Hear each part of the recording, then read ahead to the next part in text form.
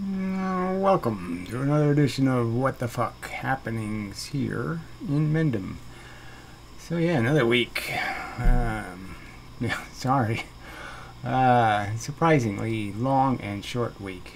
The fake Sagan video seems like a month ago, but I did do one. It's like I've almost forgotten it.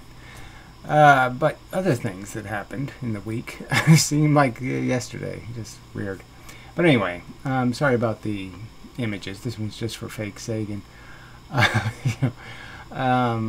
This I should I take a picture when I go running, and so it's just a thing I do. And because I take the camera in case I run into a bear or something. Because the camera has a whistle tied to it.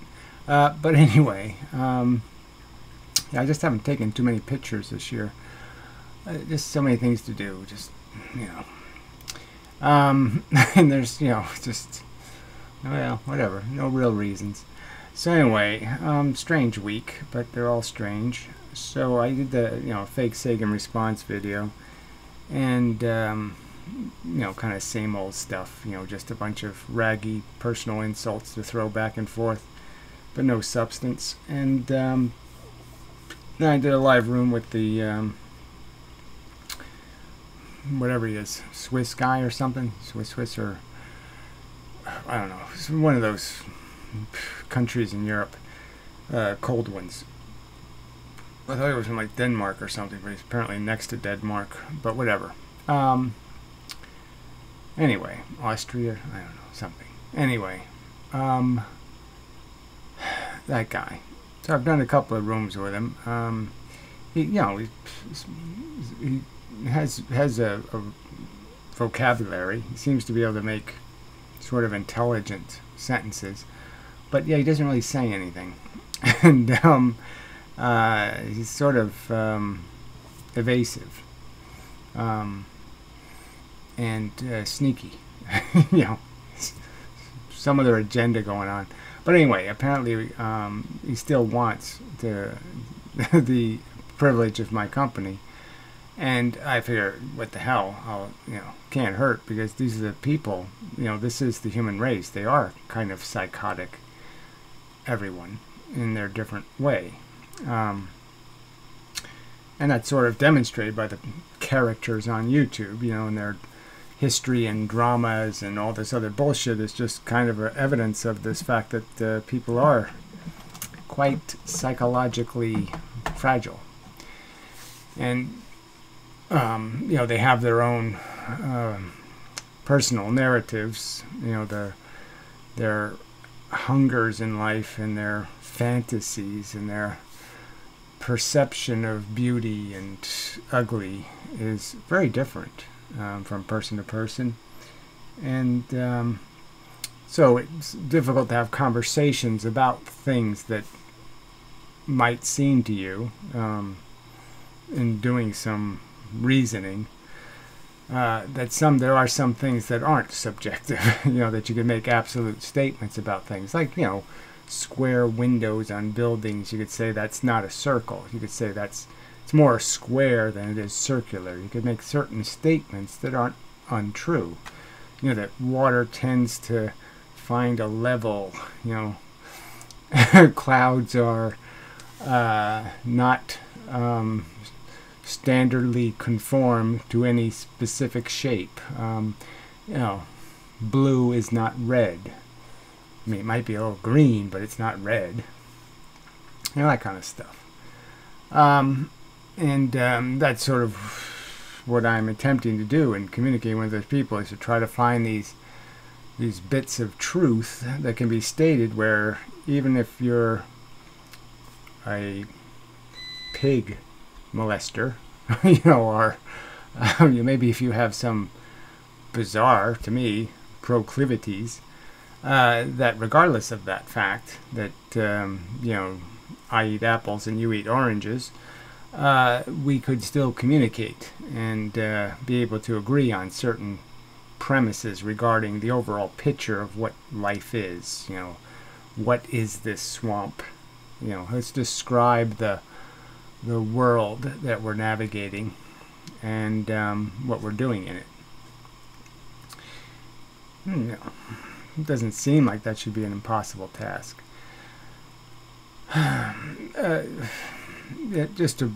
My brain is saying, I should have said before the video a couple of things like, if you want to get unblocked, email the email address. I think there's one provided. If there isn't, just ds@draftphysics.com or donotgo.com will work.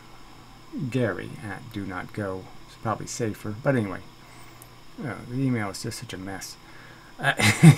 Stupid hosting companies are just such scum. I mean, GoDaddy has really nice email in terms of you can just have all your email sent to one domain name, which is nice. But they can't forward your website worth shit. And the other company that can forward worth shit can't do email worth shit. So it's always something. So anyway, and there's also the sort of parallel to this circumstance of attempting communication and trying to separate people's wishes and hopes from what we can have a conversation about what's reality. It's sort of like physics happens to be a subject like that. I didn't realize it was a metaphysics subject, a religious subject, really. It's a theology, talking physics. But anyway, I have a channel just for that purpose of talking about how screwed up physicists are. Stupid, gullible, full of shit. Anyway, so it's Draft Science on YouTube or draftphysics.com. But anyway, so that's out of the way. Alright, so this problem of describing some sort of common definition of what reality is, what we are, our origins is, slime, and we're just slime with a scheming intelligence. Bacteria with brains is how I described it years ago. And, pretty much it's a scheming brain. It's not doesn't automatically make you insightful or correct. It just gives you the capacity to be intelligent or a colossal asshole. And unfortunately, it appears that most humans somehow tend towards using their brain to become a colossal asshole rather than something called intelligent or functional or useful or productive. And those are all kind of the important keywords, productive and efficient. But to describe those words, you have to first understand what our function is. See, some people think our function is just to fuck stuff. See, they don't really care about any notion of being efficient. It's just about getting the job done and for their gratification, and that's the end of the story, and it's no more complicated than that. Then other people sort of understand that, well, no, that whole process is just to gain something called gratification, and gratification is the same, depending on whether it's the thing you're fucking or yourself. It's still the same thing. The mechanism of gratification is just something that happens in a brain, and really you're just as functional when you're making yourself happy as if you're making somebody else happy. So if you can stroke somebody else's,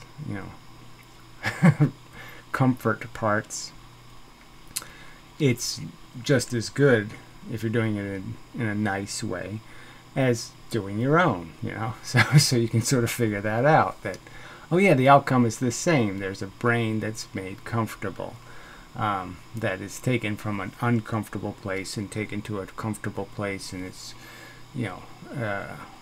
so you can just think of it in a raw term, that it's just some sort of ass that needs a comfy cushion to sit on, and it really doesn't matter what ass is sitting on the cushion. So many ways to attempt to analogize it, but I would argue that one of the little smart-isms, the little facts that you can glean out of this game, out of this picture where you're not distracted by the fact that you want to molest the trees, or you want to drink the pond water, or some kind of whatever your little personal proclivity is, outside of your subjective crap, your reactions. The logical thing we can agree on, or should be able to agree on, is that's the basic function of the brain, the game, is that it's just a game played by brains, really. So you have to really take the personalities out of it and just see it as a bunch of brains running on the field. Okay, little feet with sneakers, but they all look the same because they all basically are the same, and they're just chasing some idea of I need to feel better. I don't feel good enough, and I want to feel better. And better is, that's sort of where it gets into trouble, is that some of the brains need a whole lot of stuff to feel better. I mean, they need, thousands of dollars a day, and, blah, blah, blah, blah, blah. I was sort of thinking that today because I was thinking about food, and from my perspective, it's so expensive. But from my perspective, if I spend more than $1 a day on my food, that's terrible. So, I mean, I obviously have a standard. It's so much different than other people's standard when it comes to how much life should cost, or they can afford it to cost. And so again, that's a perspective thing, right? So people measure problems based on, their personal circumstance. And so, yeah, maybe if I had some sort of security in my life and I didn't have to worry about it, I could say, oh, who cares if I pay $4 for some oranges, or I pay, I wouldn't even think about it, because, yeah, I got the money. And so my concerns would be some other concerns. But the point is that there'd always be some other concerns. I'm not going to get away for free. And the problem is that there's a ton of people who have elevated their concern level to become so high maintenance that to make their brain comfortable, they need people to literally die. I mean, they need to enslave people and have people do all kinds of horrible things, for them to get their gratification. They have to see a snuff film or something. They actually literally almost have to watch something get killed, to be happy. If they don't get to see something brutally murdered, they can't get off, and they can't be gratified, and they can't be satisfied. It's like sort of like Jeffrey Dahmer, you could say, is this insanely high maintenance asshole. Because he can't feel good about himself unless he's, raping and murdering somebody, and that's really expensive food. The food budget is just way too high. You're just never going to produce a golden shit, gold enough to ever justify how much it costs to make it. You consumed. So that's something we could understand about this little game with these little brains running around going, feed me, feed me, feed me, feed me. And there's some of them, you can just see, they need way too much. They need a Humvee and, 17 bathrooms in the house and, polished everything, and they need dusters and, wipers and cleaners, and so just shoot them, because those brains are hopeless.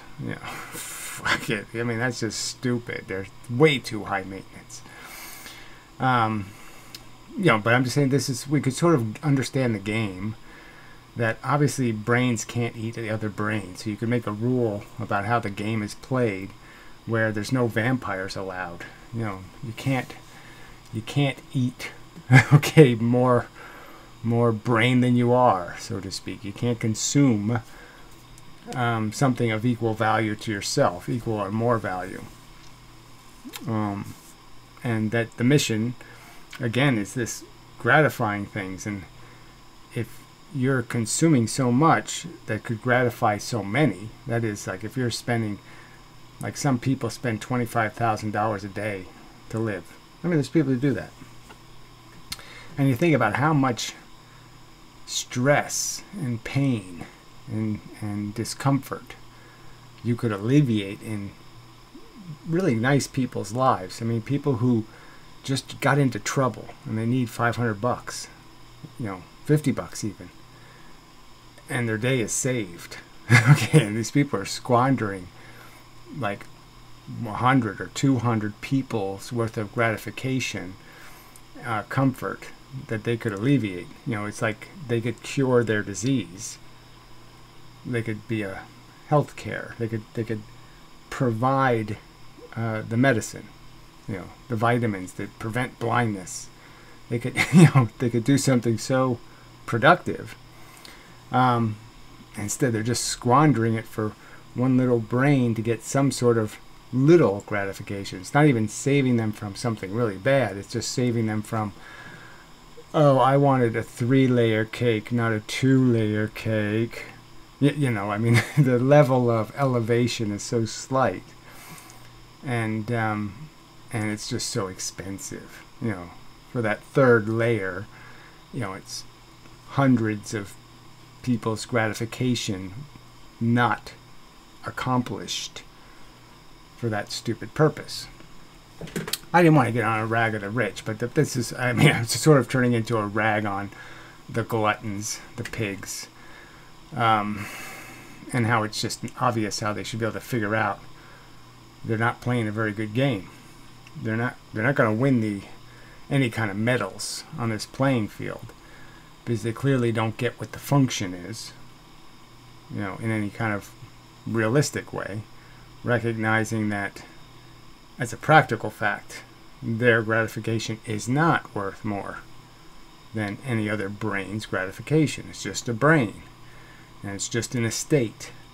And whether the brain is in fact an asshole or not an asshole doesn't change the fact that the brain is experiencing feelings, and those feelings have significance. And we should be all able to agree on that by just saying that, yes, my feelings certainly have a significance. Every time I've had one, it's been significant. So I have no reason to doubt the significance of all the other feelings. And the only way I could doubt it is because of a self-interest in that I don't really want to deal with the fact that that's how the world works, but I can't do it rationally. So again, it's not a philosophical argument. It just becomes some sort of argument with people's psychology, you know, with their you know, will to deny what they don't want to hear, what they don't want to know, what they don't want to think about. So they have no integrity as thinkers. Their brain is kind of just owned by the scheming aspect, the scheming option.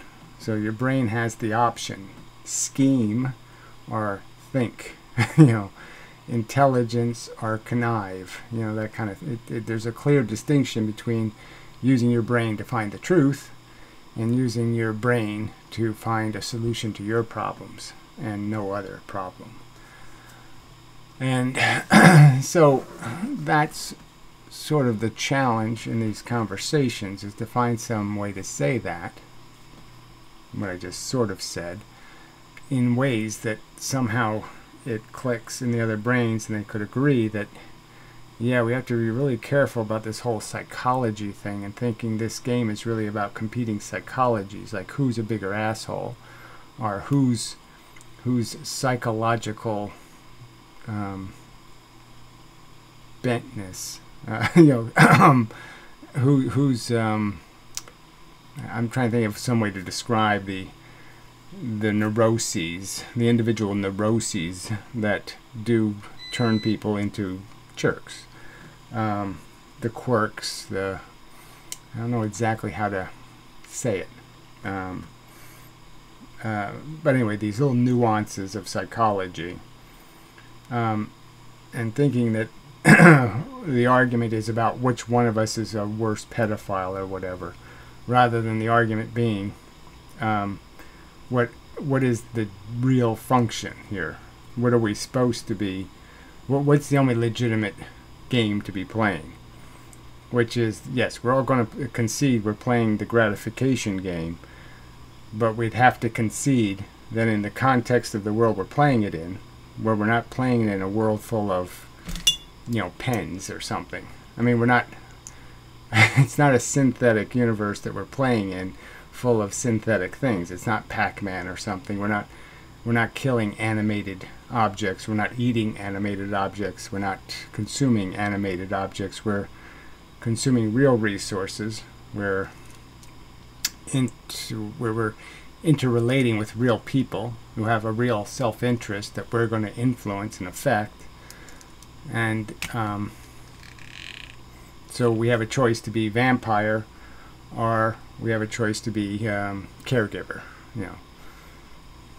And the logic is that vampire bad, caregiver good, and that it's okay to recognize that your own brain needs to be happy, but it's also necessary for you to understand that brains can function at different levels of efficiency, and that you maybe can cut your need down from, say, $50 in food a day to maybe $25 in food a day, or something, something more reasonable in terms of your consumption, that you might be able to modify by thinking about it, your psychological dependencies, and to put rules on them, limitations, and say, yes, I can't afford to do that, so I have to find some other way, like vaping. You can't afford real cigarettes, well then you find some way to do it cheaper. That kind of thing. And that we can all modify our consumption, our interactions with the world, to recognize that we should, whenever possible, have win-win circumstances. I mean, that's the ideal.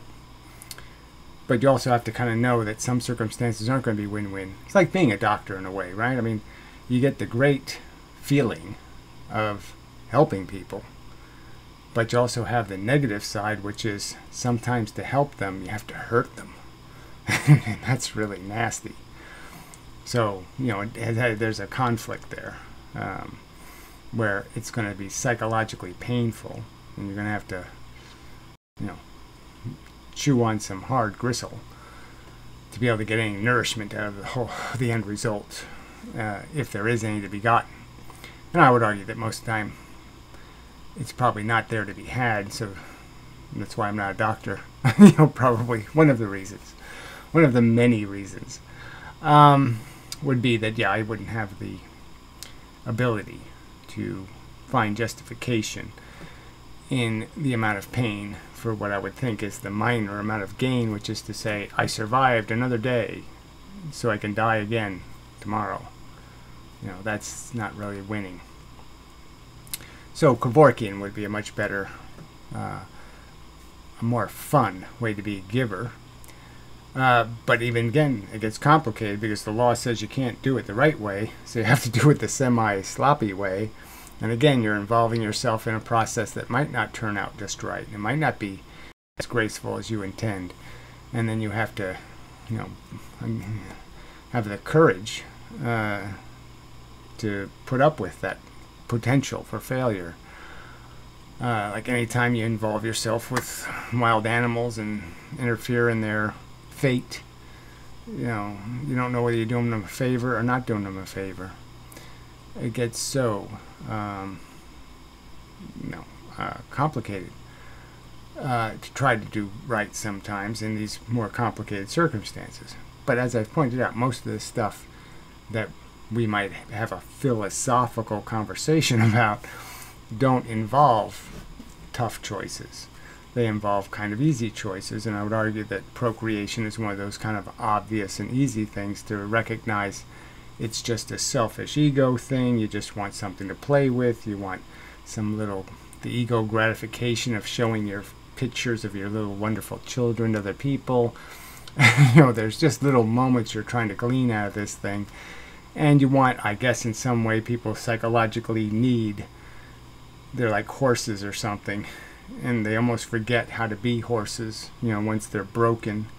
And it's like if somebody doesn't tell them, you know, pull on a rein, they can't figure out to go anywhere or do anything. They're kind of lost their identity. And there's people, I guess, who need children so they can have an identity, so they can have a project, and the project can tell them where to go in life, because they can't figure out what they want to do or why they live or any, you know, they're just clueless. So they need a project to force them to play the game, because otherwise the game doesn't make any sense. And they're not smart enough to say the reason why it doesn't make any sense is because it's a stupid game, and then the sensible answer isn't to create a reason to play. The sensible solution is to say don't play. Certainly don't make new players, but they don't think far enough ahead to figure out that having a kid is a new player. So they're really kind of dim-witted and such. Alright, but anyway, so that's the obviously, from my perspective, if you had like this pyramid of philosophy, the end point is recognizing the game is kind of unplayable, because we are basically vampires, and there's no way to feed the brains with anything other than other people's brains. I mean, it's sort of a disgusting game. Even like these geese, you know, most of them have to die without laying any eggs. So most of those, like, you could name them all, you know, Jimmy and Joey and Judy and Mary Ellen and blah blah blah, and you could just put X's through them, the ones that aren't going to make it to their first egg laying.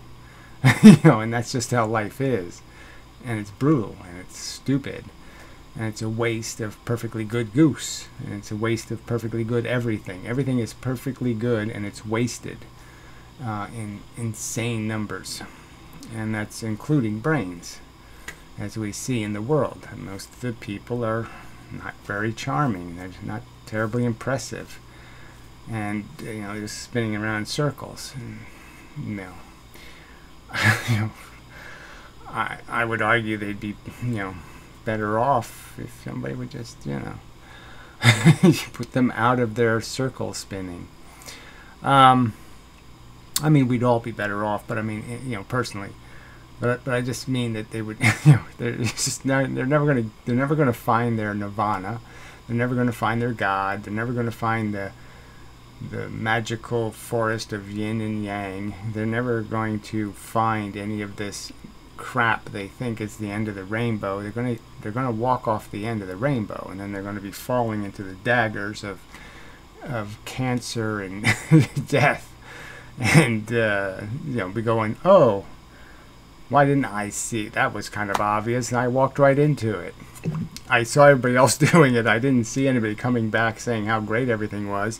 And here I did. I played the game like an idiot. I mean, it's just kind of obvious in hindsight. And as they're falling, they're going to be saying, gee, that was so obvious. I just walked off the fucking rainbow cliff. I mean, stupid or what? So maybe they get it in the end. That, you know, there's no point in building your life, building even your pyramids. You know, this philosophical pyramid. You spend your life figuring out where you are and who you are and what you are.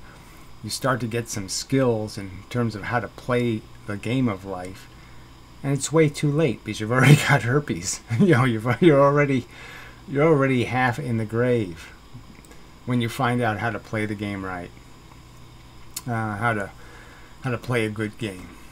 You've already spent all your chips.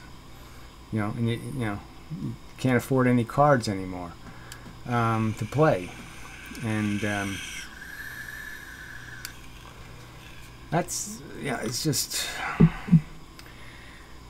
I mean, again, why would you think it would be logical to put a person in that position just to watch somebody go through that same process again of being a fucktard, and you know, and then being ruined by being a fucktard, and then figuring out how not to be a fucktard. I mean, it's like if you were watching people just cut their arms and legs off with a lawnmower or something, and then you give the instruction in book. You know, it's like, what's the point of doing that over and over again?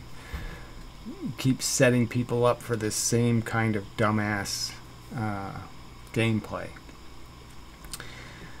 Yeah. So again, the function. It's just, I mean, I've used these words over and over, and I just don't know how anyone can argue with the basic argument. Okay, that, you know, look, there's no God. we're not playing a really fancy game invented by some fancy intelligence. We're playing this very crude game. And, you know, one of the obvious reasons why you could say there's no God is, you know, if there was a God, do you think he would write a rule book that has absolutely no information in it? I mean, just none. You know, it doesn't even warn you about herpes or syphilis, or, you know, it doesn't even tell you about all the, you know, wash your hands after going poo-poo. It doesn't say anything about real life. What God would do that? I mean, it's just retarded. So anyway, but, you know, I'm just saying, even the fact that we have to lower ourselves to this, okay, let's explain why talking bears aren't possible. I mean, that part is the part that's sometimes just staggering, that you have to actually have a conversation explaining to people why. That's just, you know, are you going to ruin every single conversation by saying something stupid like, well, what if there's a God? Well, what if there's a God? You know, is it the way out of every time the facts start to pile up against you? You just have to reach for your, what if there's a God? So yeah, it's this game. We're just playing this stupid game. We're in a little fenced-in area. The little brains running around with feet and a mouth, going yum yum. You know, and we can make judgments about how the brains are playing the game, and whether they're playing a civilized game, a grown-up game, a mature game, a sensible game, a logical game, or whether they're just being disgusting whores and gluttons and pigs.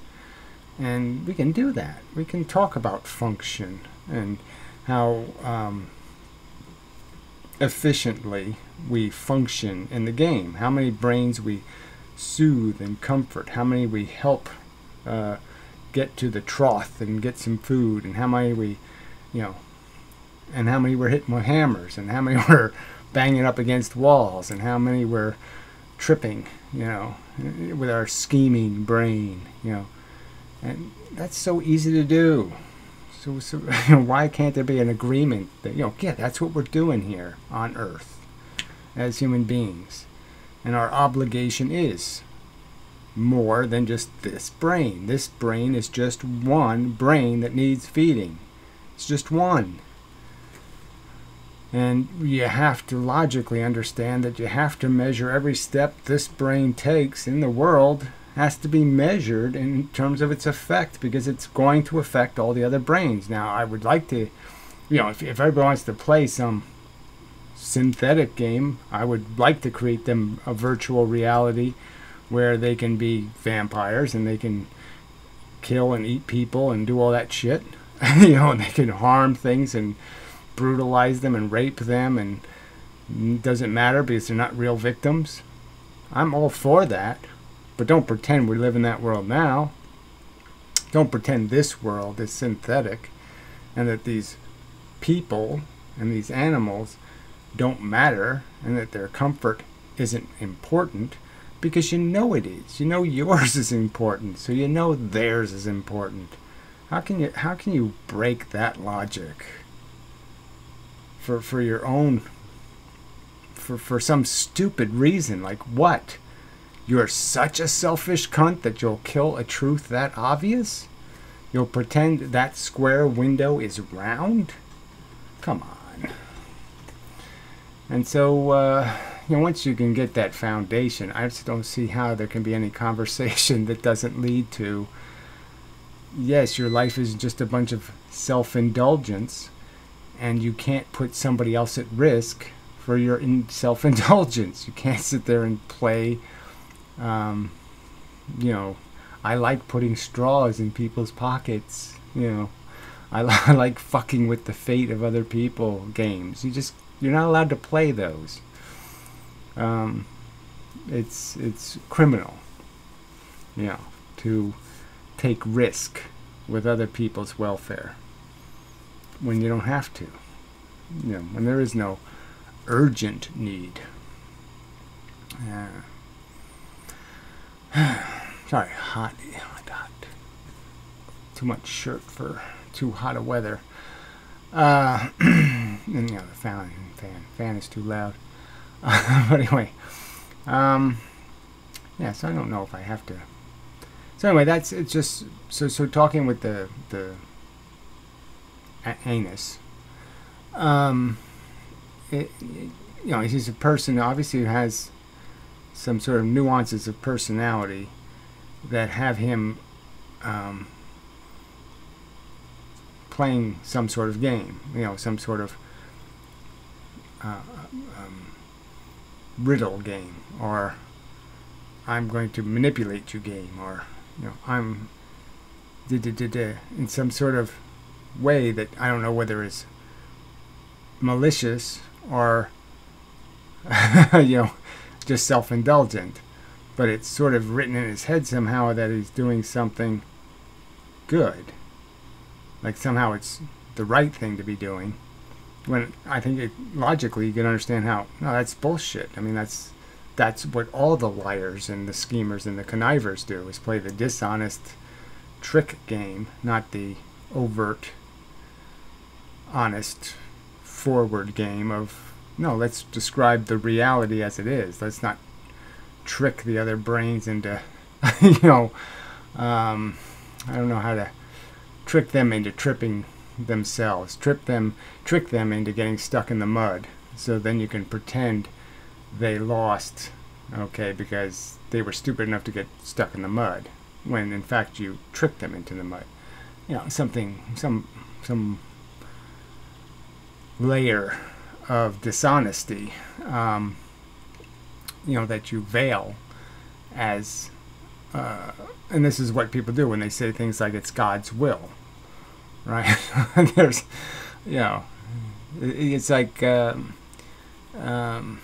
some, I don't know, sort of racist girl, whatever. Anyways, some Stell Bell or something. Anyway, she's you know, sort of a kid. And she almost got run over by a car at a bus stop. And she's telling the story, and then she's sort of turning it into a religious story, and that's where I, you know, bailed out. But because, you know, started doing this stuff, well, what are the odds? What are the odds? What are the odds? There's always odds. There's always going to be circumstances where things happen, and then another thing happens on top of it, another thing happens on top of it. They all happen within the same 5-minute period, not just a matter of that's the way coincidence works. It's inevitable that things will happen at the same time, and that, you know, all that kind of crap. It's inevitable that there's going to be unlikely events, just a fact of life, and yet they turn into being some sort of evidence that there must be a God, when if there wasn't a God, there'd still be exactly the same kind of circumstances where, you know, 1 out of 100 or 1 out of 1,000. I mean, you know, there's still only going to be one winner to the lottery, so to speak. Whether there's a God or there's no God, there's still only one winner. You know, it's the way it works. You know what I mean? Well, one winner theoretically, depending on the lottery, of course. You know, in a lottery where you more than one person can't have the same numbers.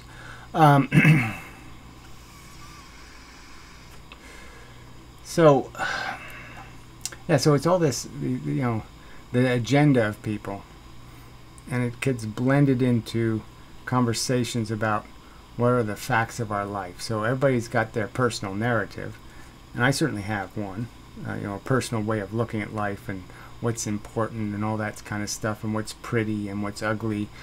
You know, my utopia might be some sort of Pebble Beach golf course kind of world, you know, and, you know, you bang the chicks after every hole, and you do this and do that, and you have little adventures around this, and you go sit on the yacht for a while and do this and do that. You know, I could make a little world that would be perfectly okay with me, and to somebody else it would be like, oh, fuck that.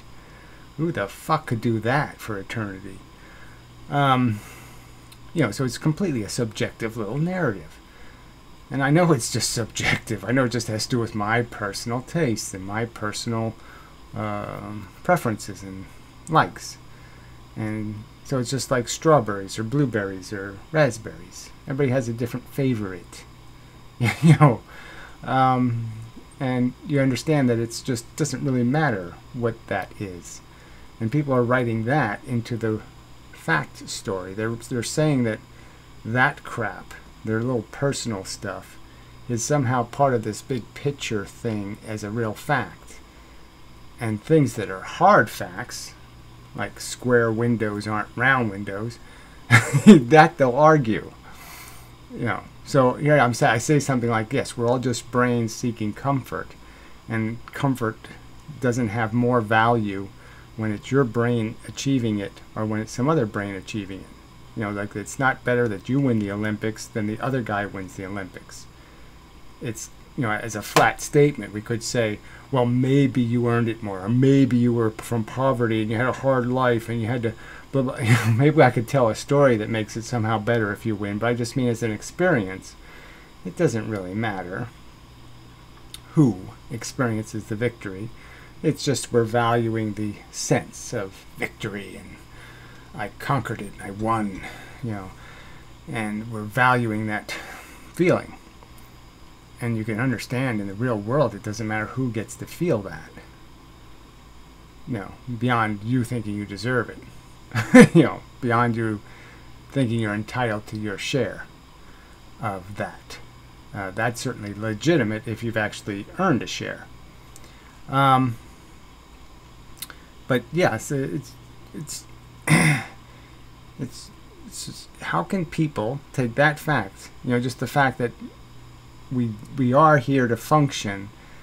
The function you could concede quite obviously is that all of these parts are sort of built to gain the satisfaction, the comfort of this feeling part of my brain. The part that's gets anxious and gets nervous and gets, it's everything's kind of focused on quieting and settling and relaxing that condition.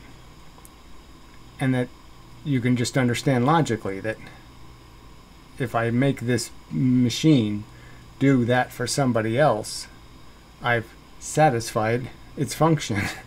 It's functioning just as well when it's making me happy as when it's making somebody else happy.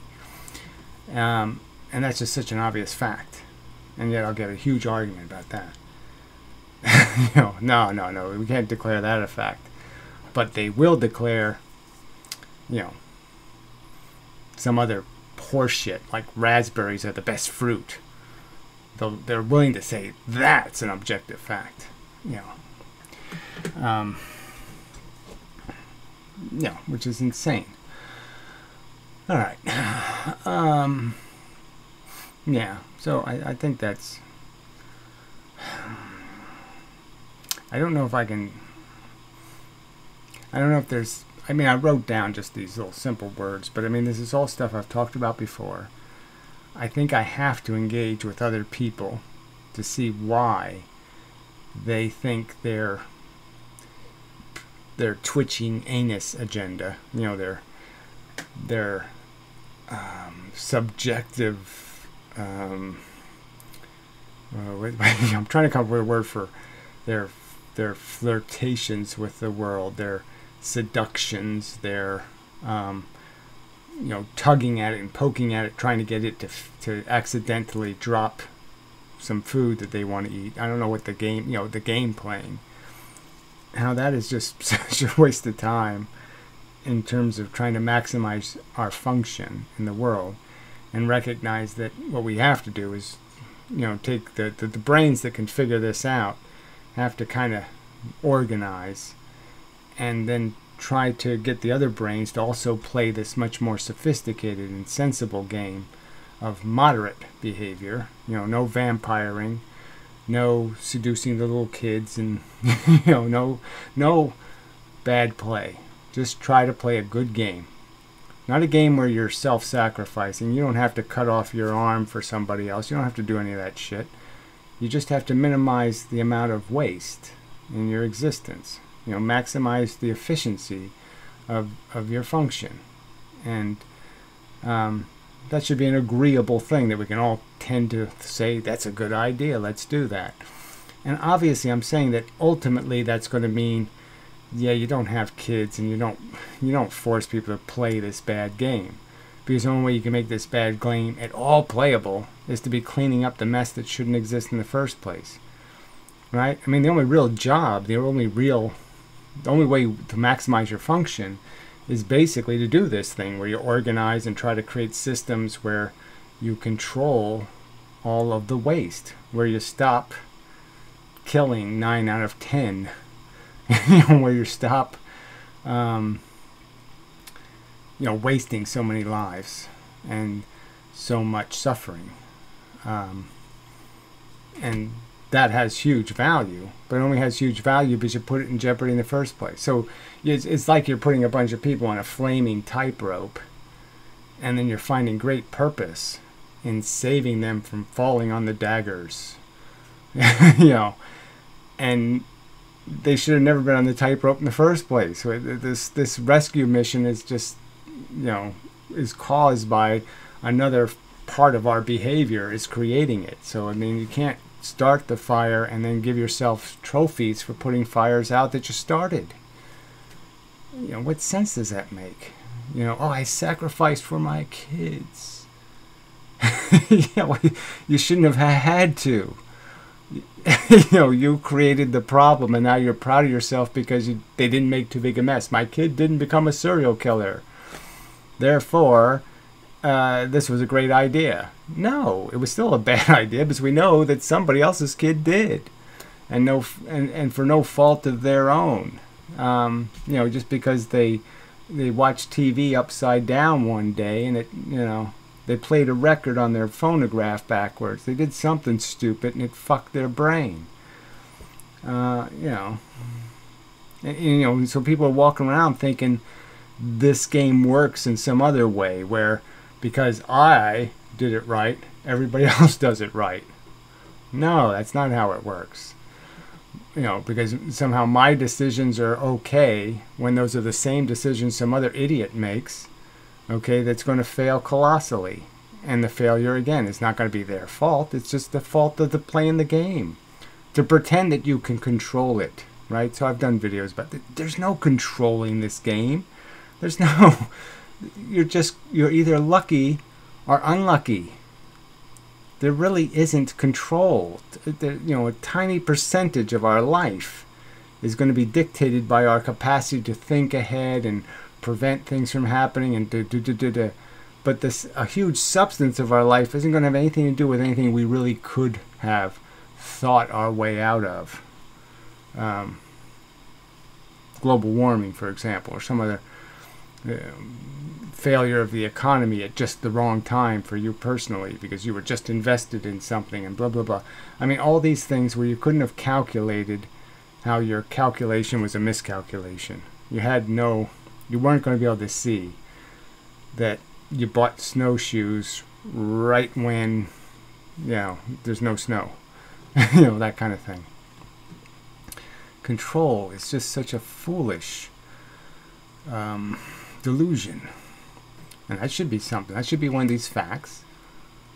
Square window, not round. This should be, control is a silly delusion. You will not control the experiment. Okay, it will not happen the way you think it will.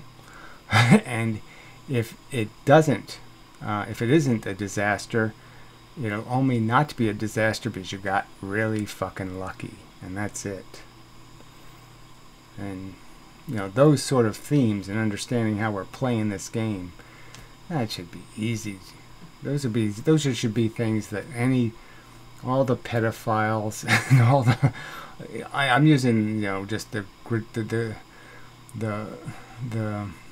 ones all people agree on as being the bad people in the world.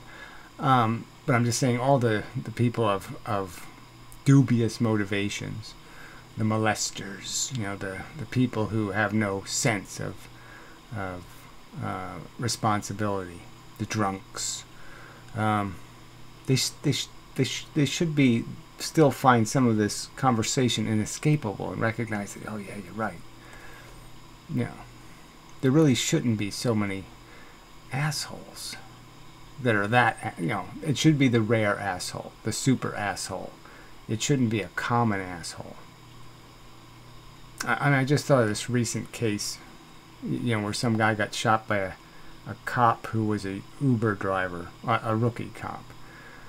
And the cop just shot him, and without, you know, I'm against what happened, in the sense that I don't think people should shoot other people without saying something first to them, like stop, or don't move, I'm a cop, or something. Shouldn't just shoot him, you know. So I'm not for what happened, but I'm for what happened in the sense that the guy was such a colossal asshole that he should have just been shot just for being a colossal asshole. I mean, not because he was directly threatening somebody, but I mean, he should have just been shot as a general thing. This asshole existed, and that he should have been shot just for existing as this big an asshole. I mean, he was the kind of asshole who would drive somebody off the road, right, so he can beat up his girlfriend. And he told people about it. He texted them, you know, I'm going to go beat up that bitch. I mean, if you're that big an asshole, yeah, you should be shot. But it shouldn't be on the street. We should have like a formal process, maybe a TV show where we shoot them. You know, because that's just such an asshole. But I'm just saying most people shouldn't be that big an asshole. I mean, that asshole is such a big asshole that you'd say, okay, he can't have a conversation. Philosophy will never work on somebody that's that fucking stupid. But most people shouldn't be that stupid. But, you know, laws of averages. So anyway. So it is just a weird fucking world. But see, these are all people I should talk to. I should go out and try to find one of those kind of people. Some bizarre Trumper pickup truck guy who thinks he has a right to beat up a girlfriend, right? It's not even his wife. He thinks he can beat up a girlfriend because why? She left a bar without him. Something like that. I mean, it's just amazing people on Earth. So anyway, but yeah, I mean, you know, if you think you're allowed to drive other people off the road, and then come towards them saying, "I got a gun," when you don't have a gun, you got a cell phone, you're really too dumb to be alive. Yeah. I mean, that frog is smarter than that guy. Frog is playing better game, you know, than that guy was playing.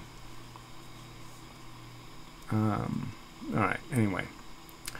Yeah, I hate getting on politics and getting on. I mean, it's part of our life now, but I just mean it's just no point. You know, it's not very fruitful. Because again, that's another. People have to understand the field we're playing on before you can have a conversation about what's at stake. And they just really aren't even capable of these conversations. I mean, they're all full of this truther crap, and yeah, I mean, they're just so full of conspiracy theories and all these racial crap and all this. They're coming to get us and blah, blah, blah. And it's just such a pile of shit. So, it's such a daunting task, communication with people, but you really have to do it. So that's the only thing I'm defending in talking to this guy, Anus. It's his name, Anus. You know, is that, you know, these are all human beings, and they all have some, you know, they have their own narrative. And if there's something obvious that you're not agreeing on, like the squareness of square windows, you got to try to get to that and try to find out why you're not agreeing. And it's really hard to do. Because it gets to be an obnoxious conversation. It's like Holidays, you know, in the past, his argument where I couldn't even have that conversation, you know, about the fact that a me is not any better than a them, in theory. Okay, in rational theory, I can't come up with any facts that give me any cause to think me feeling good is more important than them feeling good. There's just no rational facts that say I can go there. And there's no reason to believe, like there's no reason to believe in talking bears or a god. There's certainly no reason to believe other people aren't people. There's no rational reason to think they're less than a Sasquatch or something, like they're some sort of mythical thing, when they're right here in front of us and they meet all the criteria of being just as real as me. I have just as many pieces of evidence indicating that I'm real as I have evidence that they're real. Minus the one fact that I feel my feelings and I don't feel theirs. But I mean, I know why I don't feel their feelings is because my brain isn't their brain. Duh. But I mean, the fact that you have to have that conversation and people are so belligerently retarded in denying it, denying that there's no rational reason to waste time proving these fundamental facts, like bad feelings are different than good feelings, and the difference is really important. It's not an unimportant difference. Torture is different than bliss, and it's different in a really important way, not an unimportant way. I mean, the fact that you have to go through this process is just, you're saying, okay, and I'm only doing that because they're belligerently owned by their psychology. I mean, they're belligerently saying, me important, me important, me important. I don't want responsibility. I don't want to play a fair game. I don't want to think about all this other crap. I'm a vampire. I want to be a vampire. Fuck you. I mean, they're just rationalizing being a vampire. And you're just like, no, come on. We can all admit we're vampires. And that we have to moderate and regulate our impulses to maximize the distribution of blood for all. However you want to look at it. Minimize the expenses and maximize the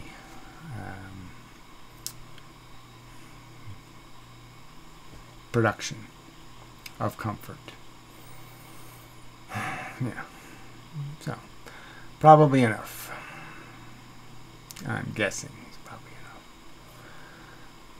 Just a guess. Let's see how many minutes it is. Does it say on here somewhere? 57, yeah. Okay, so that's pretty good, right? Got an hour out of it. It's about the average, and so it's good to stick with the average. Yeah. So anyway, so it's just part of the process. And again, if there's somebody who would like to have a conversation, just email me, Gary@donotgo.com, and I'll see. There are people who contact me and then they don't re-contact me, which is sort of annoying. But whatever. But yeah, there's people who leave comments about some jackass on the internet, some fucking idiot who does a channel and he made one video on the subject or something, and I'm supposed to have a conversation with that idiot. I don't see any point doing that. It should be somebody worth the conversation, I think. It's not a complete idiot. But I suppose I really shouldn't have standards. But the people doing their performance, for the crowd, those people, it's just a waste of time. People who have a crowd that they're feeding, you're not going to get an honest conversation out of them. So very little purpose in having the conversation with those types. But anyway, so till the next time, and such, and so forth and whatnot. I think it's enough.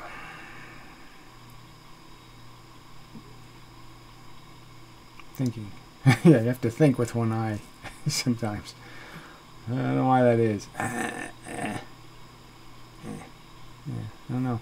It does work. It's like nicotine, sort of, sometimes. Your brain's stuck and you just go, Oh, that's the word I was looking for. Yeah, it does work sometimes, but it probably doesn't work for any good reason. That's one of these things where I'm just being psychological. I'm just pretending that nicotine has some value in my life and hasn't just ruined it. And so I'm just pretending to find some silver lining, like, oh yes, nicotine helps you find words sometimes, when it probably didn't do any of that stuff. See, that's how it's always, our psychology is always filtering into the truth and fucking with it, making it sticky and yucky. And my refrigerator's doing that a little. The drain thing isn't working right? So when the freezer dethaws, somehow the water's dripping in the refrigerator, and it's like, oh, you don't want that. You don't want a bunch of skanky freezer water dripping on your food. So, but yeah, that's kind of like that's sort of like what psychology is. Psychology is the dethaw water from a 15-year-old refrigerator, dripping into reality, and just getting it dirty. Yeek. Psychology sucks. It's too bad it's in the same brain. It would be really nice if our brains were separated. The thing that's doing the adding and subtracting and multiplying and, fact finding and all that kind of stuff was separate from the piece that's doing all the feeling, needing. But anyway, it doesn't work out that way, so we have them glued together. And so your intelligence has to ride on top of, like, your intelligence is like a hat being worn by the monkey. Okay, and the hat has to try to tell the monkey what to do, by showing it a banana. Banana, go this way, and so your intelligence sort of has to fucking talk monkey to get yourself to do anything. It has to put it into monkey talk. It has to lower itself to play with your needs and your sense of honor or your sense of integrity or something. It has to convince you to do everything by turning it into some sort of, oh, you'll get a very pretty little statue, that'll have your name on it. It has to convince you that the reward is worth it by, playing you little movies of your ticker tape parade or some other bullshit. Oh, it's terrible. And that's why the world's a mess, is because brains aren't really made to be honest. They're pretty much made to be self-motivated, and it's just that we've grown out of that. Just as we can shave and we can do all kinds of fancy different things. We can wear condoms. We can do all kinds of things that animals can't do. And one of them is understand that we can do logic, and that we can confine the logic to rational manipulations, no irrational elements in the conversation. We can do that. Alright, now I've gone over an hour. Okay, so till the next time, and such and so forth. Let's wait for a better picture. I don't like ending on this stupid fire truck shit. Yuck. I know that's supposed to be a good thing, but it's always rednecks on top of them, so I just don't like rednecks. It's a bunch of wife beaters. This is animal shooters. Eef. Cringeworthy types.